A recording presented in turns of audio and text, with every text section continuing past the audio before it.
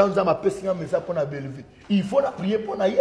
Si on a prié, naza loko la sentinelle. Pourquoi sentinelle a sonné la trompette? Tant on moni ma personne sonner trompette pour te montrer ça nini.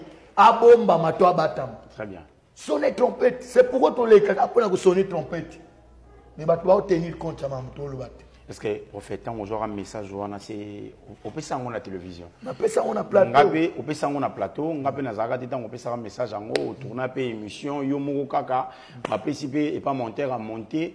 On peut na jouer la vidéo na côte sara, na côte ici. En tout cas, na jouer à temps au la vidéo. Amen. Na habito le baranini, mais mon tachara ba titre, il mo tant ou tali vidéo, on tachara titre, il bisanga pété. Bon, je pense que quand on rappelle, il a idée Théo Luka, Sœur Belleville, après message yo, ils a message mo goya parce que la minute où ça accélère, ça moi, bazo accélérer moi trop. Ba sortie médiatique na kombo na eze belé, il y a l'ingratitude vis-à-vis aïe, il y a même moi na moko ya comédien moko abotaka, papa na biso dadi kitamba la paix à son âme. Moi na Belleville muta boko lié. Mais les lots, il s'est clashé contre Belleville. Il y a l'ingratitude. Et on a mis pour la dignité. Parce que Batou a pression. Pression, l'équipe Moutoubaché, pression à Koufi. Parce que vous avez qui tente au Lobaki à part message, on a fait si, Boulou qui l'a ngalipe numéro naïe, n'a bengaye particulièrement, n'a l'épée ça y message. Bon, Papa Yams, Omoni. To sambe la même dingue nazabo to sambe la pour mon konzabo comme na vanda na etena na kutana ete OK et to luka quand même yana ba biloko ota mususu to zanango na sepla na makambo notre frère Patrice Aloba qui est un grand pasteur. Est-ce qu'un grand pasteur o atamola na mitu kebele ou atongi banda kebele ou bien oyo atamola na vérité? OK. Alors je pense que to koki ko yata musu to pesa message boye. Mais tant que c'est concerné, vous pouvez pointer tous à l'occasion de ya kokuta na mutuana. Et tant que super mutuana parfois peut au col lukaye au kutanaye parfois il comme ben dabik. Zong saboy, salaboy. Alors nous monaka peut-être à travers même les plateaux et koki koko melaye bangonde si otamba yoka baluka biso. Bangonde baluka biso. Bangonde ba invita biso papa. C'est possible talabo.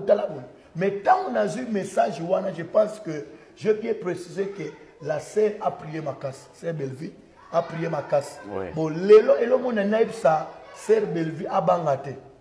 A bangate pourquoi? Parce que makele les nyos, ils ont la capé message. Mamouana zomona ezala lipamboli mo kelingeya. Pourquoi? Parce que nenga zawan azana enan alamwana nzambe. Très bien. Elle appelle servante de Dieu. Pourquoi? Parce que dans le ballon bilobelate. Zanzambe atalisanga obelivazali. Très bien. Na vie na biso bana na nzambe na vie na biso na nzambe. Soza combatite. Sokoza aïté. C'est que oza nzambete. Bible zokoloba boy errez serez-vous lorsqu'on vous outragera, qu'on vous persécutera. Et celui qui souffrira à cause de la justice, qu'il soit erré. Et na Bible tamba erré. Béni soit. Et béni soit celui qui souffre pour la justice. Notre sœur doit souffrir pour la justice avant la kimia. Il va bien rester calme, l'Éternel combattra pour vous. Donc, je pense que ce que je peux exhorter, même dans le landinga, vraiment, abattre la kimia, Nzambe akozala nanga mone plaza na ye, biso peto le matin kubo de la pona. Nzamba au défendre les causes.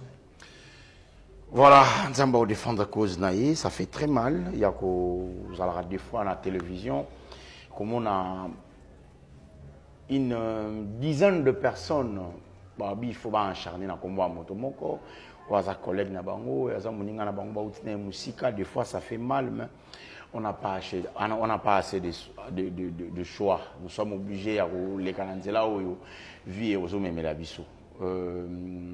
Pasteur, message des alliés, prophète. Oui, message des alliés, papa. D'accord. Message des alliés, Yamboka Congo. Je pense que dans le Kolobango, Sokomoni, moi, Nzambe, abonde lac. Ok. Hein, papa. Babeng prière ni. Ils ont dialogue. Même quand je suis dans la classe, à part la révélation, il y a un enseignement biblique. Mais même tout dans la classe, que la prière, c'est un dialogue. C'est un dialogue de l'homme avec son Dieu.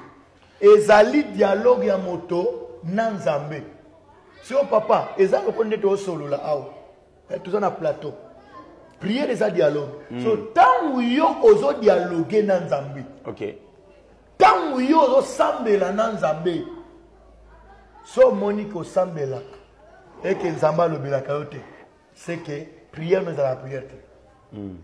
Oui. So, Monique au sambela. Zamba répondra. Parce que ça dialogue. Dialogue est zalinga na lobelio. Yo pour lobelinga. Tout ça, tout ça la conversation. Ça dialogue. To solo là. So ngana oso na Nzambe. Nzambe peut faire zo temps ça ni. Alors je pense que